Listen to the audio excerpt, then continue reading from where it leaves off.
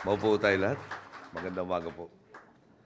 Senate President Franklin Drilon, Speaker Feliciano Belmonte, members of the House present, Chief Justice Maria Lourdes Sereno, the Ombudsman, Conchita Carpio Morales, members of the Cabinet present, headed by the Executive Secretary, Sandigan Bayan Presiding Justice Amparo Kabatayatang, Commissioner Kim Henares, Chairperson Grace Pulido Tan, Chairperson Francisco Duque, Mr. Terence Jones, Mr.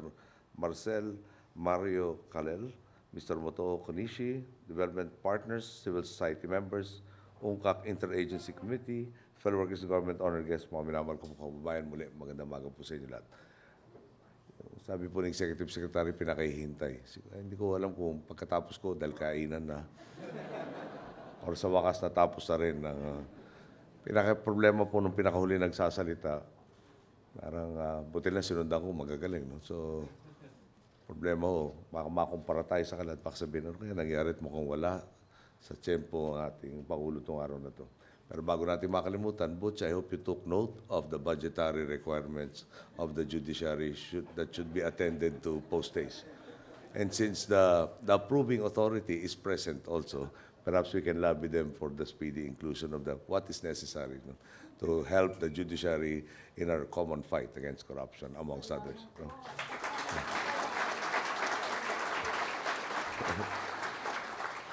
Making sure that we are compliant with all the directives. When I was a senator, I was rather notorious for my scrutiny and persistence during budget deliberations.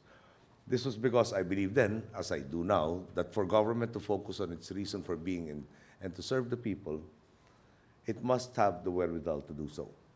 That wherewithal is embodied in our national budget. And if funds are lost due to leaks or holes in our systems, if funds are wasted because of corruption, then the Filipino people will be deprived of the benefits they are entitled to in the present and also deprived of a better future. When we embarked on the straight path, we knew that each step we took had to be methodical. Each hindrance would have to be dismantled before we could make true progress.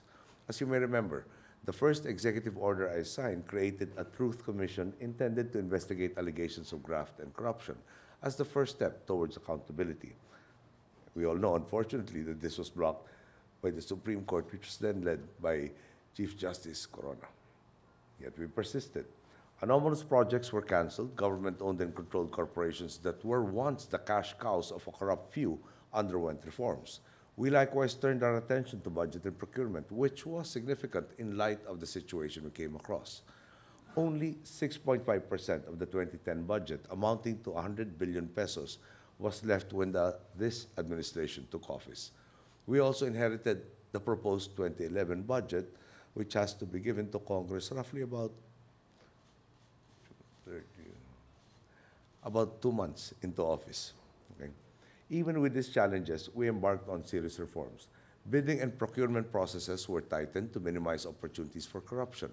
Zero-based budgeting helped us put an end to programs that were inefficient, wasteful, or easily manipulated by the corrupt. And in 2012, we finally had the wherewithal to craft a budget under which each peso government spent would have real and concrete benefits for the Filipino people. The first review cycle for the Philippines' compliance with the United Nations Convention Against Corruption covers that crucial period. The transition from the final years of my predecessor's term to our time in office, in which we undertook all these reforms and many more. As validated by both Egypt and Bangladesh, our peer review partners, the results of the first review cycle are indeed positive. We complied with 55 out of the 66 provisions of criminalization and law enforcement, 48 out of 54 provisions of international cooperation. These are encouraging figures, of course, but this review is just a summary of what has taken place over 5 years. By its very nature, the review will not show the whole picture, whether of our efforts in criminalization, law enforcement, and international cooperation, or our administration's entire multifaceted fight against corruption. I already spoke of some of these initiatives during last year's conference. The websites through which our countrymen can better understand the budget and the budgeting process, and also report corrupt practices of officials, are still active and online for everyone's use. Since we last met, our administration has filed an additional 159 cases against smugglers, tax evaders, and erring government officials through the Run After the Smugglers, Run After Tax Evaders, and Revenue Integrity Protection Service programs. Prominent lawmakers, former heads of GOCCs and government agencies, and others in the private sector who conspired to steal from the people through the Priority Development Assistance Fund have been arrested and are now undergoing the appropriate processes to determine accountability. We should emphasize these are only the initial cases filed. More will come once the necessary evidence is assembled. There are new measures to speak of as well. For instance, one of the innovations we introduced in the budgeting process this year is the GAA as release document system. Through this system, the budget serves as the release document itself the moment it is signed into law. This meant that as soon as 2014 began, the majority of allocations were released to agencies, enabling them to begin implementing projects, thus cascading benefits down to our people at the soonest possible time. We must also not forget our efforts to empower the Filipino people, which have been intensified as a result of these good governance reforms. Massive investments into social services, health, and education continue, with 37% of the proposed 2015 budget allocated for social services. We were able to do this, and we remind everybody, without raising taxes except for sin tax reform, which is directly geared towards improving the overall health of the Filipino people. Perhaps we should emphasize that again. Without further burdening our people, just doing what is right, we have been empowering them. The conditional cash transfer program has grown by massive leaps and bounds, from around 800,000 beneficiary households when we took office to more than 4 million household beneficiaries today. And it has now been expanded to include families with children up to 18 years of age. Critical backlogs in classrooms, textbooks, and school seats have been ended through the hard work of our Department of Education and its partners. Indeed, so much progress has been made in our drive to weed out corruption in government, and in so doing, better our capacity to serve the people. But as everyone here knows, especially those in public service, we must always remember, numbers and targets will only get us so far. The end of the UNCAC review cycle does not mean that we have accomplished what we have set out to do. As public servants, our goals must expand and evolve with the passage of time. We must always seek to build on the achievements of the past and the present.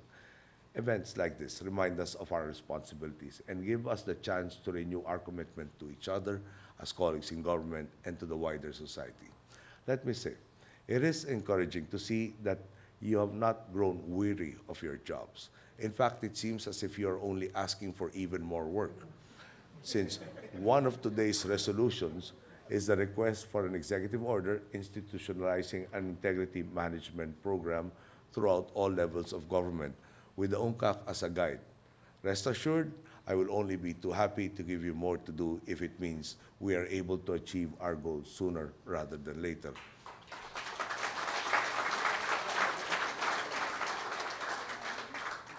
If I remember correctly, the Executive Secretary, in his quest for more efficiency, gave this particular document for me to sign early last night. So the request has already been done. More is at stake here. More is at stake here than just the implementation of a single project or the attainment of 100% compliance with UNCAC. With the 2016 elections not too far off, let us always remember that we are working to make change permanent, to make the commitment to good governance a commitment that lasts beyond this administration. We are working to rid the Philippines of the corruption that has tainted its reputation and plagued it for so long. We are working to institutionalize a legacy that finds its roots in the mindset of our countrymen, who will never again settle for anything less than true public service. Thank you. Good day.